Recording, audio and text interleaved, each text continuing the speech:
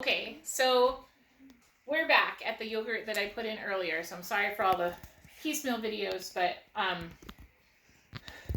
just pressed the wrong button. So this is the yogurt that the milk that I put in earlier, and then I actually had to go run some errands, and you can see that there's a film on top. This is just like the cream,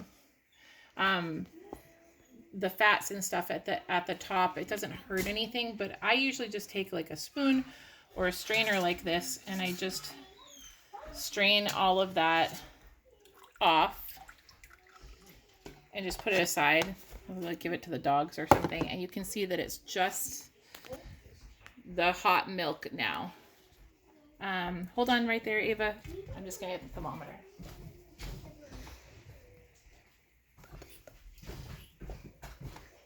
So you want your milk somewhere around 110 to 120 degrees. So this is 113, so that's perfect. It's been cooling down, but if it's too hot and you want it to cool down faster, you can just take your silver bowl and put it like in the sink with some ice water around it, and then keep stirring it with a whisk, and you watch your thermometer until it starts going down to the temperature you want it. So now is the time. All that does when you put your yogurt function to boil is it would just kill any bad bacteria that's potentially in your milk, because you are incubating it, and it would cause any bacteria in there to grow.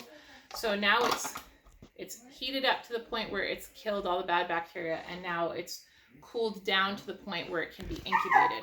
So I will reserve a lot of times my starter yogurt from my yogurts that I've made before, but you can also just go to the store and get any plain yogurt with no flavoring, no sugar. It doesn't have to say probiotic.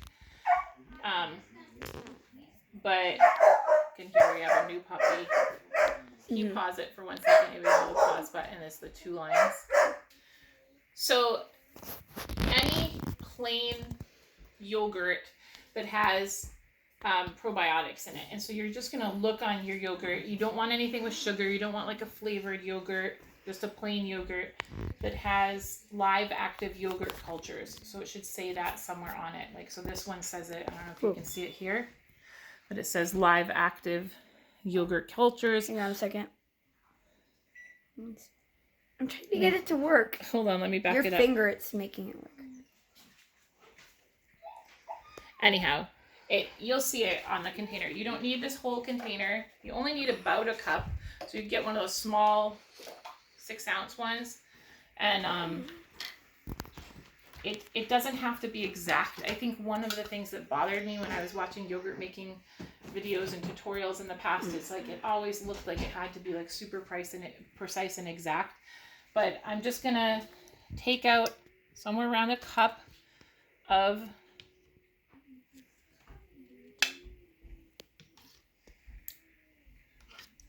the yogurt, and then I'll just reserve the rest. I'll put it back in the fridge for when I'm making yogurt again,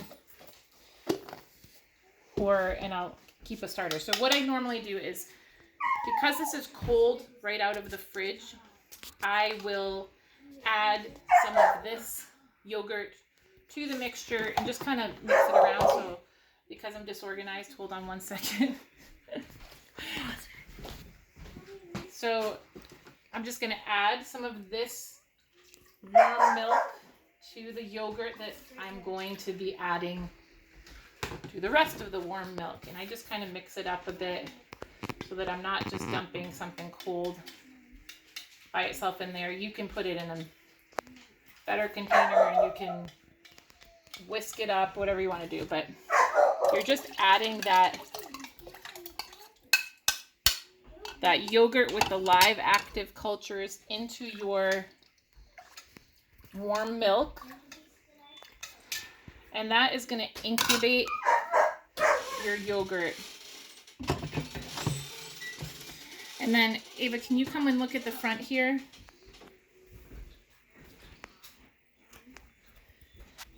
So So on my Instantpot, I have my yogurt function here, and all I'm going to do is I'm going to press it, and you can press it and it will either say boil, which is what I did beforehand, or it'll say 8 hours, or it'll say 24 hours.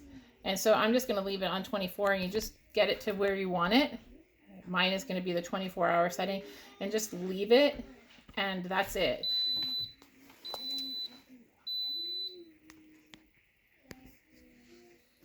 Okay, so that's all you do. You just put your yogurt with your probiotics into your warm milk, and it's just going to incubate it. So if you had a crock pot, you would do the same thing. You would just heat the milk up in the crock pot to kill any of the bacteria, and then you would take your crock pot and you would cool it down until you get to somewhere around 110 degrees. You would cool it down to that point where it's a good temperature for incubating, and then you add your yogurt starter, and that's the one that has the probiotics in it, and that's going to incubate all of your milk, and you can set it for overnight, and then or you can set it for a full day. The longer it goes, it'll taste a little bit tangier, and it'll be a little bit thicker, but it also will have a lot more probiotics in it. And then the next morning, or whenever you open it up, you're going to, you could eat it just like that. It's yogurt like that. It's just like your thinner yogurt, like a consistency of maybe like a Yoplait yogurt. And then, but we like ours a little bit thicker, like a Greek yogurt. And so we put ours, like you'll see in the other video, and we strain it out so that a lot of the whey comes out of it, and it just thickens up your yogurt mixture. And that's it. It's super simple. I won't have to touch this until tomorrow because it's nighttime right now.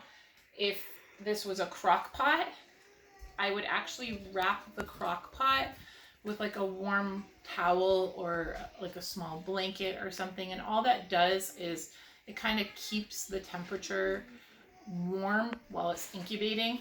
And then the next 8 hours or 24 hours, however long later you want to take it out, it'll be ready. So that's it. That's how you make yogurt.